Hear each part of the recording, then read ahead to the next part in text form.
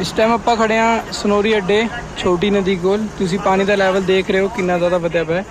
ਤੇ ਆ ਜਿਹੜੇ ਜਵਾਕ ਜਿਹੜੇ ਇਹਦੇ ਅੰਦਰ ਨਹਾ ਰਹੇ ਆ, ਇਹਨਾਂ ਦੀ ਥੋੜੇ ਟਾਈਮ ਪਹਿਲਾਂ ਆਪਣਾ ਨਿਊਜ਼ਪੇਪਰ ਦੇ ਅੰਦਰ ਫੋਟੋਜ਼ ਵੀ ਆਈ ਸੀ ਕਿ ਇਹਨਾਂ ਦੇ ਪੇਰੈਂਟਸ ਥੋੜੇ ਅਵੇਅਰ ਹੋ ਜਾਣ ਕਿ ਆਪਣੇ ਬੱਚਿਆਂ ਨੂੰ ਐਵੇਂ ਨਦੀ ਵਿੱਚ ਨਾ ਦੇਣ, ਕਿਉਂਕਿ ਪਾਣੀ ਦਾ ਪ੍ਰੈਸ਼ਰ ਇੱਕਦਮ ਪਿੱਛੋਂ ਛੱਡਿਆ ਜਾਵੇਗਾ ਤੇ ਹੋ ਸਕਦਾ ਹੈ ਪਾਣੀ ਇਹਨਾਂ ਨੂੰ ਬਹਾ ਕੇ ਲੈ ਜਾਵੇ।